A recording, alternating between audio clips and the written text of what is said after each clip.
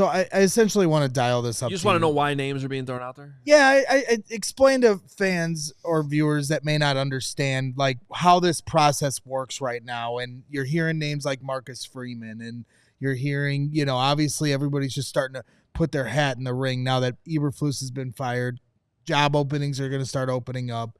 And so just from your experience covering the Bears and the NFL over the last 15, 20 years, just how the different rumors come about. And then we'll hear Carm ramble about whatever he thinks on the subject. No, I have no expertise in this area whatsoever. I've just been sitting here doing nothing for 20 years of my career. Go ahead, Adam. Could have fooled us. I have no idea what's going on. I just think it's important to kind of like understand what phase we are in this. We're in the exploring phase right now. Like you're going to have agents that want to get their clients mentioned.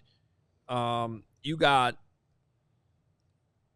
some people that are just throwing out who they think should be considered. Then you got, I think in some cases, candidates that the Bears have probably already done their due diligence on, too. And I believe one of those people is Marcus Freeman, by the way. So you don't have to like that. I got killed for that video I did. That's fine. That's fine. You didn't get killed. You got great reaction, and you got incredible engagement, and it was an amazing video. Thank you. Oh, he got killed. That was very nice of you. So I think everybody's putting a lot of opinions out right now. I think what this is all, as I was joking around there before the break, it has come out to a list of all the names you would think that would be involved in this. So let me try to pare this down for you a little bit in terms of guys who I think are legitimate candidates. Like I said, I don't think Marcus Freeman is going to be the head coach of the Chicago Bears, by the way. Okay. That one would surprise me, but if it got to that point, but I do think that he might be a legitimate person that the Bears look at. So there's a difference there. I think Mike Vrabel is somebody that it would not shock me if Mike Vrabel is one of the finalists for this job. I think that Ben Johnson should be and probably will be heavily considered. Whether he becomes a finalist might depend on how long the Detroit Lions play football in January, possibly into February. And then if you put a gun to my head right now and said, who's the favorite for the job? My answer would be Thomas Brown. Because he's the current head coach with a big opportunity in front of him. And I think that there's a lot of signs that point to him having an opportunity to kind of own this thing and have some positive results here in these last 5 weeks. But he is going to have results. But part of that evaluation will also be the offense, right? Because you could be, now I'm going to get hypothetical here for you. You could be in a situation where, let's say this job came down to Ben Johnson versus Thomas Brown. And on one side, you got, Ben Johnson is just killing folks with this awesome offense, innovative, some of the stuff he's running, it's outstanding. But can he lead a whole team? We don't know. Thomas Brown might be over here and might have just gone through 5 weeks of having incredible success of leading the entire team. Regardless of how many games they win, he might have won over the locker room. He might be leading them, but you might not feel as confident about his offense going forward as Ben Johnson's. And there's probably not going to be a world in which you can hire Ben Johnson and have Thomas Brown work under him in a different scheme, because Ben Johnson's most likely going to still call these plays. So these are just some of the difficult situations you might find yourself in January. Well, you have, and Ben Johnson has a great scheme, but it's with the Lions, not the Bears. Thomas Brown is putting a scheme together that's with the Bears. Well, and most importantly, when you say that, I refer to specifically the Lions' offensive line. Right. And how much easier it is to design an offense and call plays when you have an offensive line. So that's where we need to get to, by the way, ultimately. Like, look, first of all, Ryan Poles should be making this decision. Kevin should be smart enough to get out of the way here and realize that you have a general manager who's a football guy with context for a reason. You have a guy, Ryan Poles is not going to come upstairs and be like, Kevin, I think the chairs in suite 565 whenever you get this thing built should be red. He wouldn't do that. And neither should you with the football coach, because you don't know that business as well as you know the business of making stadiums. The stadium in Minnesota is beautiful. Hopefully we'll have that here someday. I still believe in you, Kevin. You're going to get this done. But so, let Poles cook and do his thing. But, and it's a huge hire. I don't want to minimize it in any way, shape, or form. But it's almost as big. What are you going to do with the first 3 picks in the top 60, dude? Because you need some freaking help on both sides of the ball. So this is a huge, offseason for Ryan on multiple levels here. So he's got to do a lot right for this to turn, because if they did have that offensive line that you're talking about, whoever the head coach that comes in here is going to be way more likely to have success. Well, for a lot of fans, I feel like they're looking at Ben Johnson as the guy that they want because they're seeing what he does in our division. I think he's a tough sell. Why do you say that? Never been a head coach before. We do not know how he can lead it. He's we can't forget what just happened with Matt Nagy. You do know that Kevin Warren could literally sell you he would sell you a glass that had brown water, and he would tell you how amazing it is. And by the time he was done talking about the brown water, you'd be like, yes, we're going to win the Super Bowl. Yeah, drink this brown water. You bring up Matt Nagy. I think it's a lazy comparison, like people comparing Thomas Brown to Antonio Pierce. Matt Nagy. Well, for the record, I didn't get to finish that sentence before I got interrupted by brown water. And now I'm interrupting Carm, so this is the trickle-down effect of interruption. And so I'll let you get to your point. Trickle-down interruption effect? Trickle-down interruption effect. Wow. And so what I'll say to that is Matt Nagy called 3 plays before he became head coach. Yes. And Ben Johnson has been calling plays for 3 years. Football team. Correct. Now you can make your point. Which was my point with Matt Nagy. Respect the one shot. No, it's fine. It's a good conversation. No, Ben Johnson's not necessarily Matt Nagy. Ben Johnson is calling the offense. It is his offense. It's clearly his offense with the Lions. But it would be also so Bears to go back to a first-time head coach because he's the offensive guy, and then find out 2 years into that, oh, by the way, he doesn't have the same offensive line, and he can't lead an entire football team. And I have no idea if Ben Johnson can do that right now. So then you're saying you want a proven guy. You want somebody who's done. I would prefer. Yes, right now I think when you look at what the Bears have lacked since Lovie Smith is a true head coach who commands the respect of an entire locker room. I somewhat half-heartedly joked yesterday when I got to Hal's Hall, this is my 5th head coach firing. I have not covered a firing, though, where the whole locker room was in tears since Lovie Smith was fired. Well, because that was a real day. Every single one of these, ever since, has been more of a celebration that the guy's out the window. I don't know if they threw him out a window or not, but he at least went out the door. In this case, he probably was sent out a window. So this one, and that's because whatever you felt about Lovie Smith, and maybe it was time at the end of it, but it was 9 years, but he captivated that locker room. And that, to me, if you want to call that leader of men, whatever, that's what the Bears need above anything else. Right. Now, then second on that, I would say somebody that can be connected with Caleb Williams for a long, long time. And yes, ideally, that is a singular offensive system that doesn't change over time. And you're probably not getting that with a defensive head coach. And that's why I come back to Thomas Brown again. Because he is the perfect answer. If it works out, which we don't know yet, but if it does, he is the perfect answer because he could potentially check all these boxes. I don't necessarily need to know or say, hey, a coach who's not a first-timer. Because technically after 5 games, Thomas Brown won't be a first-timer anymore. He'll have some experience. Gregory, you wanted to say something to Hoag's rant. No, I just rant, whatever that. I think you're gonna hear buzzwords that are gonna trigger Bears fans, like you said, a proven coach, a leader of men, a program, a program leader, right? A builder of a program. If you ask Bears fans, they're running for Ben Johnson, right? Because he's the hot name right now. If you ask me what I think this organization needs, it's probably a guy like Bill Belichick that's going to change a lot of the ways this organization has been for far too long, and somebody like Bill that's not going to put up with all that crap. But if you're asking the players what they want, at this point, I agree that right now Thomas Brown is the favorite. He's the leader in the clubhouse, as Herb Howard said yesterday. TJ Edwards on earlier was 6-7 in score.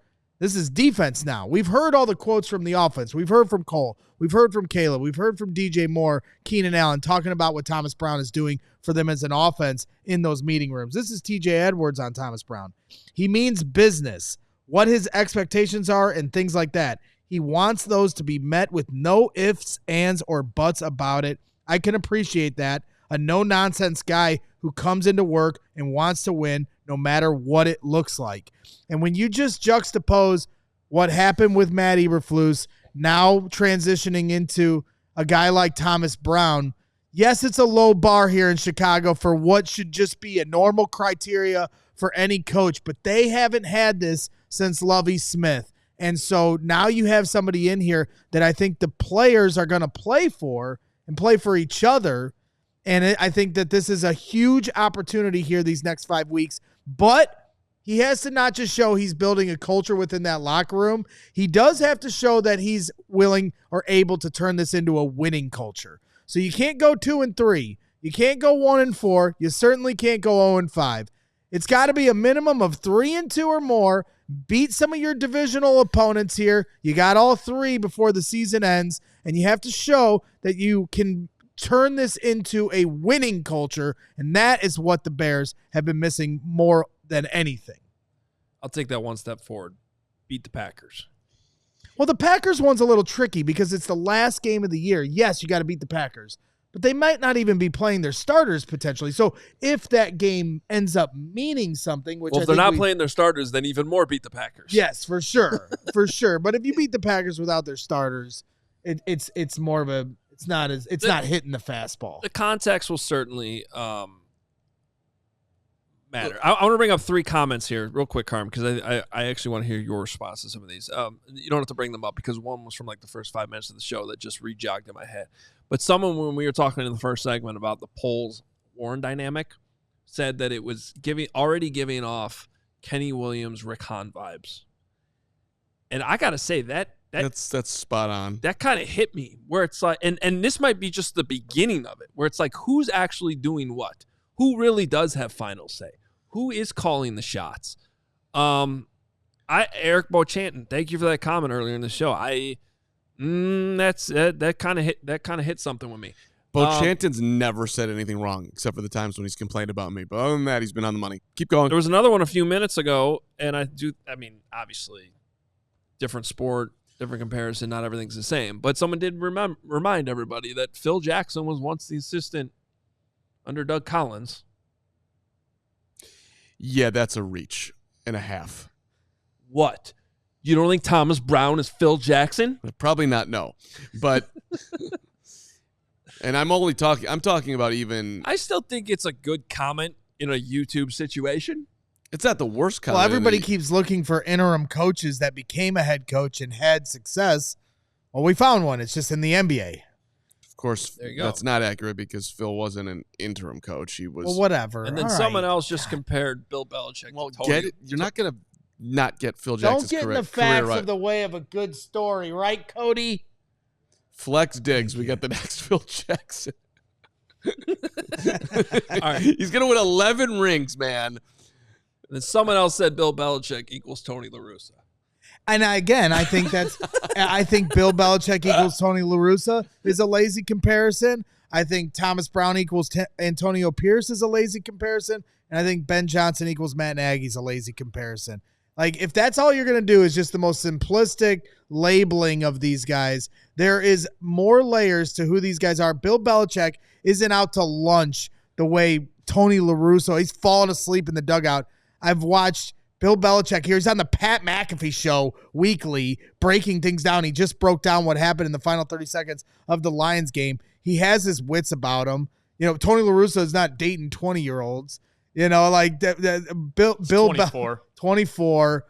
You know, so I'm just saying, like, Bill Belichick is still a little more like has his wits about him. I want to make sure that I just heard that right. Because Bill's dating a 24-year-old, you think he's more qualified for the job. That's I'm just saying, people are comparing him to Tony. Like, Tony's like, you know what? Should be putting in a I actually agree with that. You think that's true? Yeah. He shares more in common with his players. No.